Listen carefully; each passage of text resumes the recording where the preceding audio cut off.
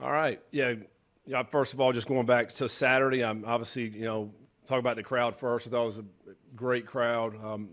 Really looked good, man. All that white out there for our team and the people in the stands. So great atmosphere. Obviously, we want to have a great one again this weekend against Northwestern State. So I appreciate everybody that came out to that and yelled and screamed, and that was obviously helpful for us. I thought, going back to the game, I thought, came out really good to begin of the game and jumped up 21 points, which was great. We were explosive on offense. Defense was playing solid. Went to halftime, and I think, came out in the second half and things were going good up until the fumble. And I think, obviously, turning the football over is unacceptable for us. Cannot do it. We turned the ball over right there. We felt like right there we're up 24-3. We turned the ball over. Man, they hadn't really slowed us down. We're going to go score. It'll be 31-3, and then probably the game's over at that point. But we didn't. And then 3 plays later, they score on a 31-yard touchdown pass down the sideline with miscommunication in the back end. Again, that's unacceptable. One of the bigger plays we've given up in the 2 games we've played defensively. And now, now they're back in the game. And, at that point, it's kind of some back and forth. And you end up getting the win, which is great. But it left a bad taste in everybody's mouth because we have a standard that we want to play to, and we did not play to that standard in the second half. And, obviously we did some things good, but things we got to get better at. Turnover margin, we lost it again. That's got to change as certainly as we get, closer to a Big 12 play. We know that. And penalties, defensively. Offensively, we were pretty good. We had 1 penalty on offense this past week, but we had 4 on defense, and including the first play of the game where we got our hands on a face mask and just leave it on there. Had a couple PI calls against us. I mean, these are drive extenders. They're getting first downs. We talk about, we didn't run many plays on offense. Well, if we're allowing them to continue to drive the ball, we're not going to get the ball back. I think we ran 53 plays in the game, and a couple of those are kneel downs. I mean, that's just not very many opportunities for offensive plays to be able to run your offense. And I think we had 60 plays in the first game and, roughly upper 40s in this game. That's just not a lot of plays offensively. I think offensively our numbers are good. I mean, we're averaging probably 6.7 or 8, yards per play. That's pretty good. We're just not getting enough opportunities for that offensively. So I think special team-wise, a solid day again. Fletch hit a couple bombs, punts, which is what flipped the field, which is awesome. Knocked down, the field goal. Steven did a great job again. We let one return get out. That was the negative in the teams, but thought they were very solid again. So, but a lot of things to continue to work on to get better. That's our focus this week, to continue to get better, to play at our standard. We're playing a Northwestern State team that's coming in here, FCS team that is trying to rebuild the program back up. They went 2 years, didn't win a game, and then they start this season with a big win for them. So obviously they're on the right track. I think they're playing a lot of young players right now. Ran into a tough situation last week and kind of snowballed early on them. Obviously then it gets out of hand. But again, you can see the fight in this team. This team's different this year compared to last year. The kids are playing a lot harder, and you just can see that on film. So, but again, it's about us. It's about our standard, how we need to play, and what kind of focus can we have this week and how hard can we practice. I think that's what it comes down to. Questions for Coach? How tough of a game is this to coach? Because it's a game where you're going to be favored by a ton. You'd like to get some guys in, and it's almost like you can't win. I mean, if you don't beat them by 50, some people are going to be mad. People are going to be mad anyway, Scott. I mean, it doesn't matter. Again, for me, it's about our standard of how we get out, like practice this week. How are our guys going to prepare? I thought he did a great job last week in the preparation. They got after it. And we got to do that again this week. And then we got to go out and play as hard and clean as we possibly can in this game. To me, that's what the focus is, and it's not really about Northwestern State. Really, it's about us and how we go out and perform, and how much focus do we have. You got to attack these games every time you get out there, and that's the way we should practice today. The same way with that same attacking mentality. I think if you do that, then the results will take care of itself. If you don't, then the results will see that as well. So we're all about getting out and getting after it today in practice, and that'll carry into Saturday. Any update on Dante or Logan? Yeah, Dante, lower half injury there, was probably going to be out for a couple of weeks, and then it'll be week to week. I mean, for us, Northwestern State, then a bye week. We'll see how he's feeling by the Kansas week. So I think certainly we'll miss this game, but there's optimism that he'll be back, here in the next few weeks, and so we'll see where we're at with that. Logan will be back this week. He was a 50-50 guy Saturday. Could he go or not? It was close. Ended up not going, which is positive for a Daniel James guy like that to get a lot of reps. I think he maybe had 56 reps in the game, so that was good to get him his first start and to let him get some good reps out there. He played solid. But, yeah, to get Logan back, obviously helps us, gives more depth there at the corner position.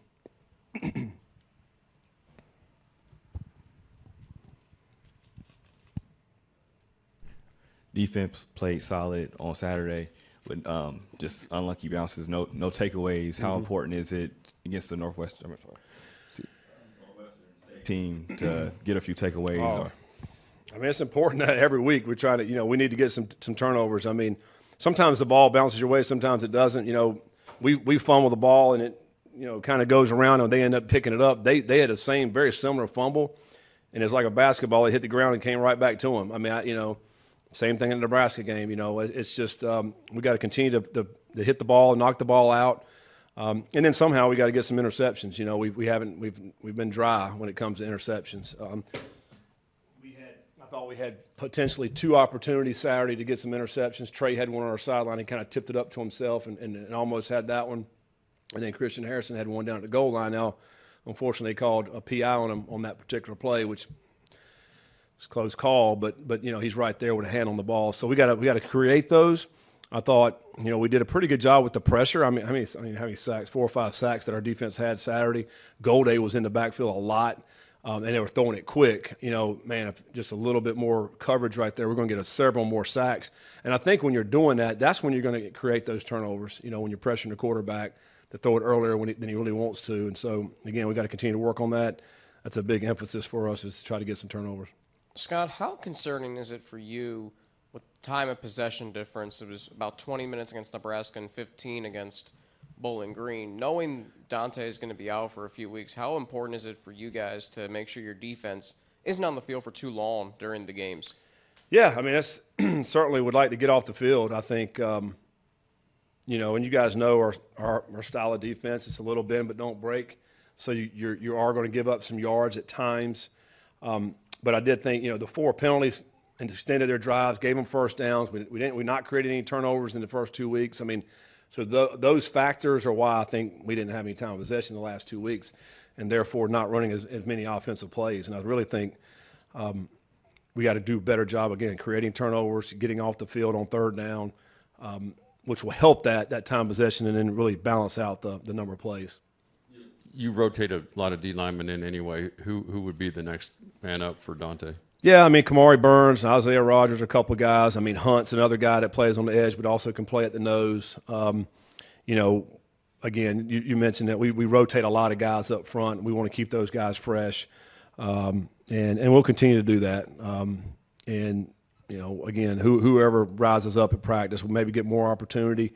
I see it as an opportunity for maybe some other guys to get some more reps, and hopefully they go out and make some more plays for us. I do also want to mention Drew Logan. He got hurt and will miss the rest of the season. It was ACL injury. You talked about the rotation on the offensive line. It seemed like Lozwicki and Tangasaw were more even when Ethan Green played significantly more snaps than Buford.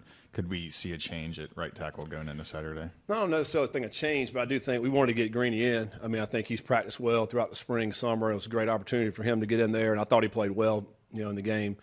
Buford had a false start penalty, and then we put Greeny in. He played good and played the rest of the game. So it's always great to have depth. I think we got to continue to play several guys at the offensive line because you'd love to play, at least 8 guys there as you get into the meat of the season. We know there's going to be some injuries. You got to be able to rotate some guys in there. So we'll continue to do that. Armani's first game back after the injury. What did you think of his play? Obviously, not the ideal situation for his return with Logan being out, but what did you just think of his return? Yeah, I on thought we got Saturday? some good reps out of him as well. So that was kind of to get him back was good in this case because Logan was out. To be able to have him be able to come out there and play, and again, if somebody's out, then somebody's getting an opportunity. So for Armani to get out there, I thought he played solid as well with Daniel James. Kyle Stokes had a couple reps. And then I thought McDoom played really good. Man, he had some good tackles out there. I thought he played a very good game as well. So again, just trying to create some depth right there, and when they get their opportunities, make the most of it. You, Scott, feel any pressure personally when you see Alabama put up 73 or Florida State 77 against FCS schools? Do you feel pressure personally for your team to put up that many points against a team like you're playing on Saturday? No, I don't worry about that. I just want our guys to play at a high level, and if we're doing that, then it'll take care of itself. I think you can certainly look at. Kansas State played South Dakota and had to score on the last drive to win the game. So there's a lot of different examples of teams struggle against some SCS and or Group of Five. I think it's just a matter of how focused, how hard you go out and play, and how well you execute. If you do that, then it should take care of itself. And I think Minnesota was a great example of that last week. Minnesota got after it. I thought in all phases. I think I looked at it one time and Northwestern State had run 16 plays and had -9 yards their first 16 plays. That defense is getting after it. And I think you have to be able to play like that. If that's the level that you're playing at, then good things are going to happen for you. All right, here's a running back question. All right, waiting on it. No, ideally this would be the week to get all those guys in. If everything goes okay, you guys get some pretty valuable experience. Yeah, I thought when it comes to the running back position, we were disappointed in the whole room Saturday, quite honestly. We didn't break many tackles.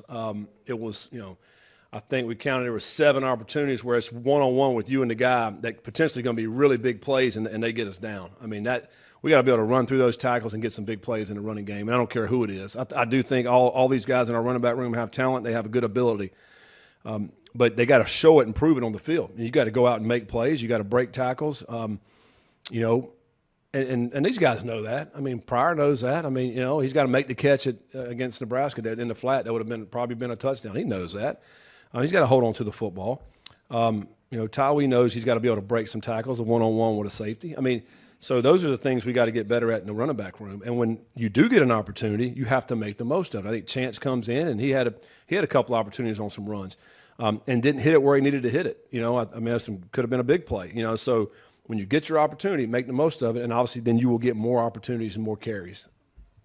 It seemed like at times the defense wasn't tackling as well as they did against Nebraska. Yep. What do you attribute that to? Was it pursuit angles, lack of effort? I just you're right. Exactly. We're sitting there watching on Saturday. I witnessed some of that, and I think it was 13 or 14 missed tackles on defense, and you obviously got to do much better than that. I think some of it was just not bringing your feet.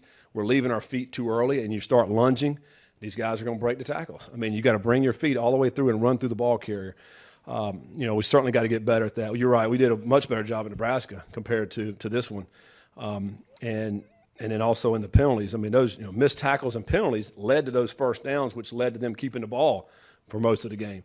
And, you knock some of those tackles down, then we're going to get off the field. And so certainly got to go back and continue to run our feet and bring our feet, and fundamentals really what it comes down to. To piggyback off our earlier Keegan question, last week you had 7 linemen play. In the perfect world, do you see yourself being able to get a couple more guys in this week? Yeah, you'd love to be able to play some more guys. I think, again, 7, 8 guys that you'd like to be able to rotate in to keep the guys fresh. It's a long season. Those guys that are putting their hand in the dirt, man, they get dinged up. They get bruised. They get knees, ankles, shoulders. And the more you can keep them fresh, obviously the more longevity they'll have throughout the season. If we can rotate some more guys in, that'd be great. Obviously, we'll see how the game goes and let that dictate that. But we certainly have confidence in the guys that are backups. They can go in and really get it done. Have you ever coached a linebacker like Jake Golday? And how rare is it to have a guy that big and that fast, that good in pass rush? Yeah, we've had some. I've had some good backers over the time. Yasir Abdul, we had at Louisville, which is an outside linebacker that was playing in the NFL and was a speed. Now he was a straight speed guy, but didn't have the size that Golday has. You know, Golday has speed, but the impressive thing is that he does it with a big frame. You know, close to 240 pounds. That I felt like he was all over the field on Saturday. You know, you see him dropping off in coverage. You see him coming off the edge and sacking a quarterback. You know, you see him running. Man, what an impressive play when they ran the play down our sideline that he gets out and he's on the other side and walks him down the sideline. Nobody else is going to get him. That's big time impressive because he plays with a motor, plays extremely hard, but he also has the speed. You know, so yeah, he's a unique talent. You know, we've been saying it for the last year pretty much that he is, and he's shown it the last 2 weeks. You know, so nothing for him to keep going and keep playing at a high level like he is. It's incredible. Does it make it more special that he came from somewhere that no one even knows about? Like, he seems like a kind of guy that would be a 5-star recruit, and a lot of programs would want him, but he was a no-star guy. Yeah, he could play anywhere in the country. There's no question about that.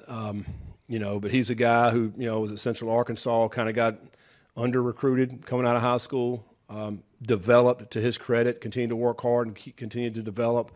And since he's been here, he's continued to develop. And really, you know, he was kind of a tight end, DN coming out. And then his last year at Central Arkansas, they moved him to linebacker, and then he came here. So he's still kind of learning the position for us last year, and I thought he got better and better as the season went on. And now he just feels really comfortable playing it and in multiple positions. What's cool about it is he don't mind walking up and playing at the edge of the defense like he used to play in high school, you know, and pass rushing. And then, but now being able to drop back into coverage, and it's fun. He's fun to watch him play. So Caldwell had some highlight reel plays. Does he realize how good he can be? And because he seems like a laid-back guy. He is. Yeah, I mean, I don't – well, does he need more of an attitude? I don't know. I mean, he is who he is. You know, he's got his personality is good. He's fun to talk to. He's fun to be around. He has a lot of talent and his, you know, really high ceiling. I think he's a guy that will continue to get better and better throughout the season. And – you know, he's a guy that has all the tools in the world. You think about size, length, can jump, can run, can catch. I feel like he's still learning a lot about how to play wide receiver, how to run routes, how to set yourself up. Again, I think he'll continue to get better and better. But he's certainly a very, very talented player. He's another guy, you know, kind of like Goldie, that was under the radar, that, you know, played at Lindenwood and now he's coming here and playing at the Power 4 level. So I think he could have a really good year for us. Would you like to play up to 3 quarterbacks in this game? I mean, I like to play as many guys as we can possibly play, you know, at all positions. You know, again, it's going to how do our guys come out and play? How hard do they play? How focused are they? How clean of game can we go out and come out and play right from the start? So that'll determine that. So how cool is it to be part of the Big 12 Offensive Line of the Week, and you're the featured dude in the graphic? Yeah. I'm front and center, so of course they use that photo, but it's cool. Never really heard of that award. I don't know if that's new to this year. Zach had texted me yesterday informing us, and me, that we were going to win that this week, so that's cool. I think we protected the first 2 weeks really well. Obviously run game slowed down a little bit. Had a couple misassignments that we need to clean up this week, but I think if we get both aspects of our offense together, run or pass blocking, doesn't matter, we can be really effective. This is a two-parter. When you go and watch film of the game, are you mainly watching yourself, or as a leader, are you also watching everyone else to kind of see what they're doing? Watching everybody else. I usually watch it about 4 times before we break it down with the coaches. So the first time I usually watch the TV version just to hear the commentary and all that. And then I usually watch it on film that night too, kind of watching everybody. And then I usually watch it, just trying to hone in on my exact, details of what I could do better on each individual play. But definitely watch everybody. Yeah. Given that, how did you think Xavier Lozwicki and Ethan Green played with the time they got on the field? I think they came in and gave some really good reps. We have to execute at a high level. And if we make a mistake, and those guys have proved themselves to be able to play, we got to give them an opportunity to play. I think we wanted to get them in the game regardless. But if a mistake's made, their opportunity should be there for them to get some reps.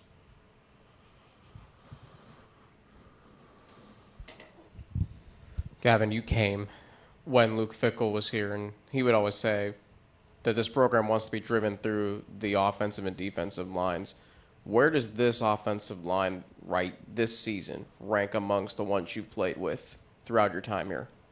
I think as the season progresses, I think it could be the best. I truly believe that. I think we got a great group of guys in that room, top to bottom, freshmen included. Guys that are really talented, that love the game, love playing for one another. I think it could be the best one. Obviously, I won't put that mark on it right now. We got to go out and prove it every day and every week, but that's our goal for sure. Gavin, throughout the first 2 weeks, the offense has started to click over Bowling Green there in the passing game. What do you guys have to do to get that run game going versus Northwestern State this weekend? Yeah, I think we just got to hone in on the details of understanding the down and distance and how the backers are going to play. I think that's a big emphasis for us this week. I think that was a couple of our mistakes, was understanding the situation, really understanding the backers were going to flow a little bit different. They had two really good linebackers that made a lot of plays and shot the gaps quickly, and we got to realize that quicker. I think once we did realize it, we had two really good runs to come out of the second half, and then we ended up fumbling it. But just realizing those details sooner and right as the game starts.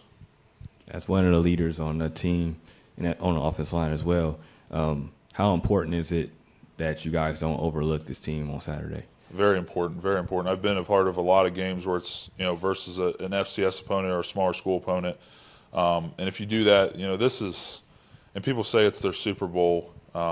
They just played Minnesota, and they're hungry for a win. I know they got their first one the first week of the season, I think like 3 years or something like that. You can't overlook a team like that, and I'll make sure that the whole team knows that. We have a great opportunity this week to hopefully go out there and execute at a high level. Get some young guys in the game if that's the case. But just whatever we can do to help the team win. Coach Satterfield said a lot of people had a bad taste in their mouths after Saturday. Is that kind of how you felt? Was there a general sense of disappointment not being able to kind of stretch the lead further? Yeah, because you could feel when we came in the locker room. Obviously, everybody was happy and weight lifted off their shoulders that we got to win, and then we executed to some extent. And the pass game looked really good, protection looked really good, but we knew that it wasn't as energetic as it usually is with a win, and that makes me happy to know that there's room for growth. Guys know that we can be better than that, we can execute better than that. So yeah, for sure. You can't overlook them, but this is a game you should win decisively. Any message to the students that might want to take off at halftime? I ask them not to. I think we're going to need them. I think you're going to see a lot of, hopefully a lot of, new faces out there if we go out and execute at a high level. So, if you want to see somebody play that maybe hasn't played, you should stick around for the whole game. You guys haven't given up a sack in the first 2 weeks. How important is that moving forward as you get closer to Big 12 play? I think really important. If we can keep Brendan clean, he'll make us look good. We'll make him look good. We'll protect as long as we can for him. I think he has a very quick release that makes us look, good in a lot of ways. And honestly, it's helped us. I mean, I know we've gave up a couple pressures. I think I've gave up one in the first two games that, luckily he got rid of the ball. If he wouldn't have, if he would have tried to, if there wasn't somebody open right away for him to get the ball to, it could have ended up being a sack. So I'm very thankful for him, but continue to hone in on the small details, make sure we, are getting our hands in the right spots. That'll give us a great advantage. Gavin, Cyrus told us after the game on Saturday that Brendan entered last week with a big chip on his shoulder to really get this offense moving heading into week 2. As the center and the captain of this offense, did you guys see that within Brendan, and how did he handle that pressure from week 1 to week 2? Yeah, he's the same guy every day, which is a great thing. Always encouraging everybody, always leading the offense. But you could definitely tell that he was, dialed in to make sure that they get the passing game going. Pulling the wide receivers, across from him and pulling them across to him and making sure they're on the same page. Make sure that the routes are run the right way. When he's going to get the ball out to him, who's the first read, who's the second read, what all that is. But you could tell a little bit different, yeah. Matthew, the defense seemed to struggle tackling a little bit, at least compared to the Nebraska game. What did you kind of attribute that to when looking back on film? We just got to execute more. You know, Nebraska first week we just came out ready, excited. You know, it's a Big Ten team. You know, Kansas City. So, but there's no excuse. Just got to execute. Matt, first game at Nippert Stadium on Saturday. Walk us through what that was like for you, and what were those emotions seeing a full 40,000 fans on Saturday? It was amazing, man, especially in that all white. You know, it was crazy. I was excited since I got here. You know, the first practice, I was like, man, I can't wait for this first game. And then just the Saturday came where it was our time to play, and it was just amazing. What a time. All right, your cornerback brother was out, Logan Wilson, but how did you feel like the other guys stepped up for him, you know, against Bowling Green? I feel like Danny James, Kai Stokes, and Marnie did great. You know, it was Danny James' first start in college, so I felt like he stepped in and did his role really good. And everybody else just came in, did what they had to do. It was just the next man up. So. Yeah, I asked Gavin this question as well. How important is it this Saturday for you guys not to overlook Northwestern State? It's really important. You know, it's just a new week, ready to go 1-0. So it's just, you know, ready to dominate. Just get what we could do best for our team. You know.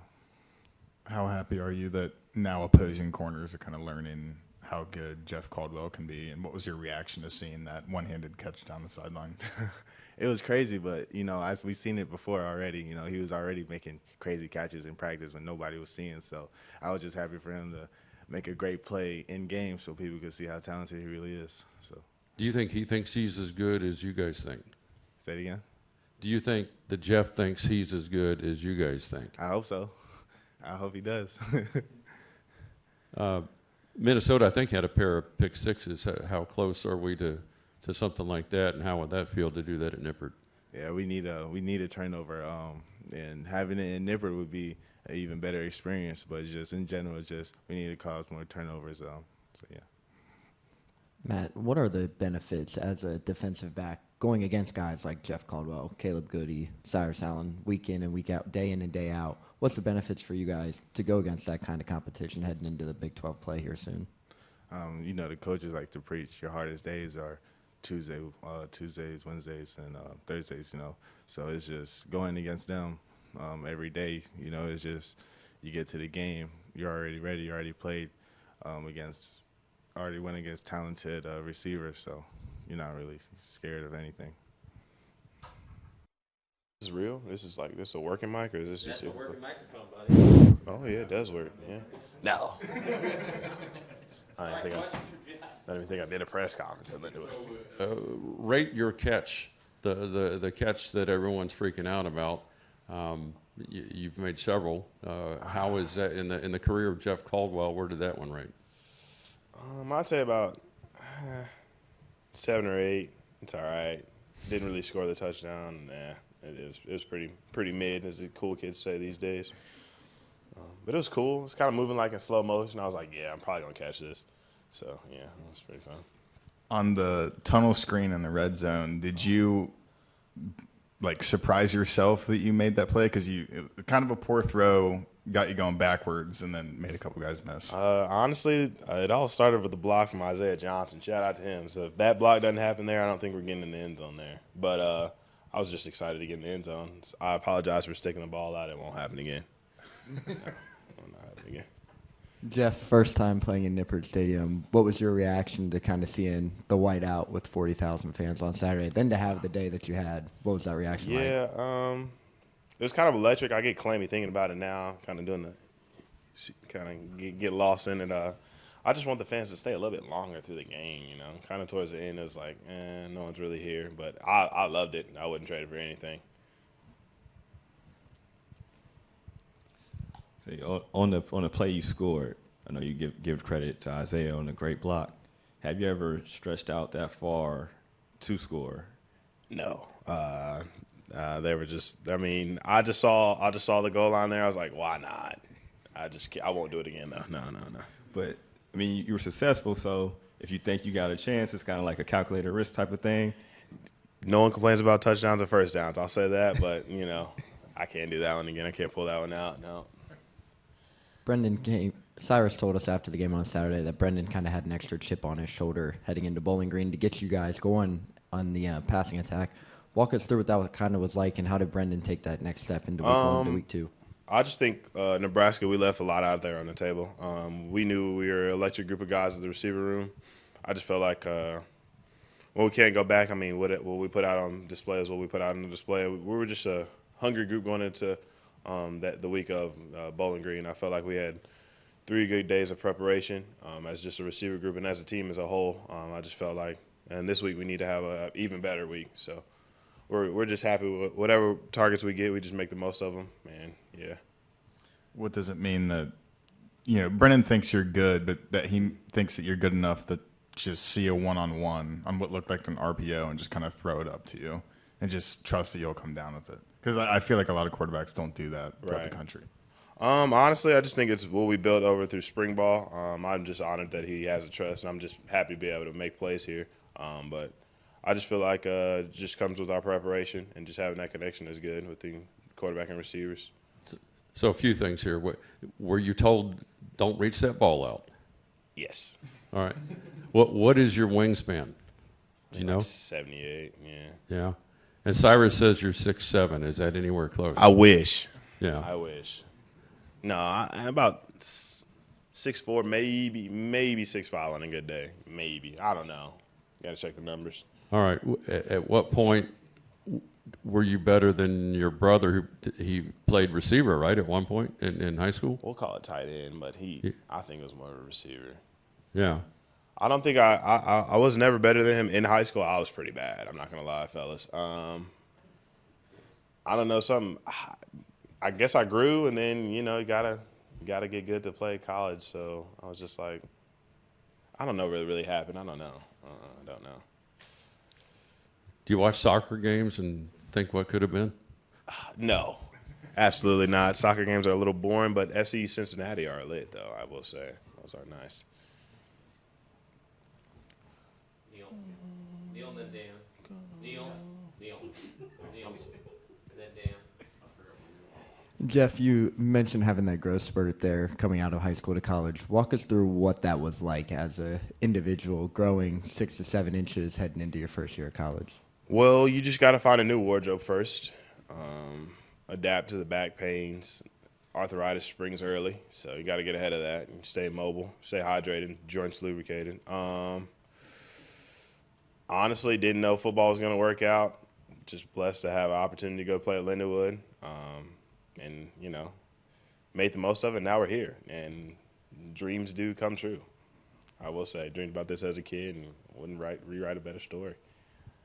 On the subject of reaching the ball out, is that 4th down only? Is that the rule? You're right, 4th down only, or last play of the game, and what was the other one he said?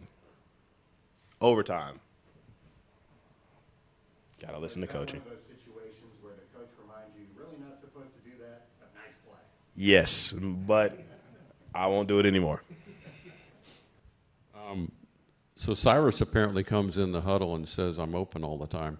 Is that anything that you may try? No, I try not to do that, but if I see something, I'll let Brendan know if we run that play again or something. Was there something different you would have done on that run down the sideline?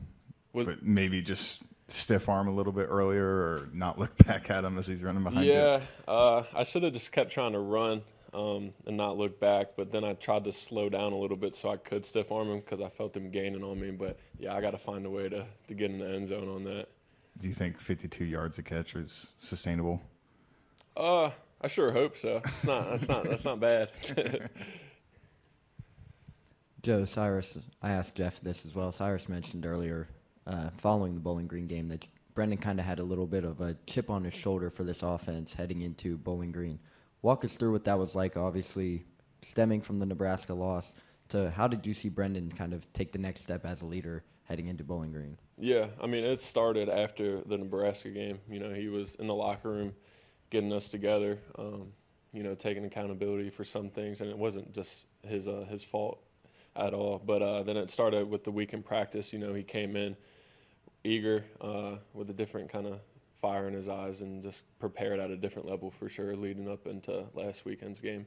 Joe, your 73-yard reception, not only career long, how did that feel for you? And then, two, how good was it for you that you guys were pushing the ball more down the field week 2 as opposed to week 1? Yeah, it felt good. That was my first touch of the game, and it was late to mid second quarter. So just being able to get a touch finally, it felt good. Then with that specific look, the middle of the field was wide open, and I had a kind of a cop route corner post option, so I took the post. So just being able to push the ball downfield a little bit more this past week, and it felt great. Joe, did it kind of feel that teams are playing you differently heading into year 2 with the talent that you guys have at that wide receiver position? Are teams giving you a defensive different look to where you might be able to have more one-on-one matchups? Like me personally, or Yeah. just I would say Nebraska. They definitely played me how kind of it was going on in the second half of last season. So it was hard to get open, hard to get on the ball from Brendan. But I think with the performance our receivers just had, and they'll just continue to get better each and every week. I feel like that's just going to completely open the field up. So I feel like you'll see as the season goes on, there'll be a lot more downfield options, whether it's me or the receivers that we have. Gavin said the locker room was maybe less energetic than usually after wins. Do you agree with that? And what's that kind of like to know that a lot of people think that there's room for improvement despite a win? Yeah, it definitely. I mean, obviously we were happy that we won, but that game really shouldn't have been close. We as a team we're striving to get to Dallas, compete for championships, and we all agreed and felt like that performance we did Saturday wasn't up to the standard. So just having a team in a locker room like that's trying to improve even after we win it's special, and I feel like as the season goes on we'll just continue to get better each and every week. How do you stay motivated for this next game? It's a team that you make their careers if they beat you. You're overwhelmingly favored. How do you approach it? Yeah, you never want to disrespect your opponent because that's when the chance of getting upset happens. So we're going to prepare like it's Big 12 play or like it's a championship game, and that's how we should attack each and every week. So just trying to not play down to their level, just play up to our standard, and go out there and just play our game on Saturday.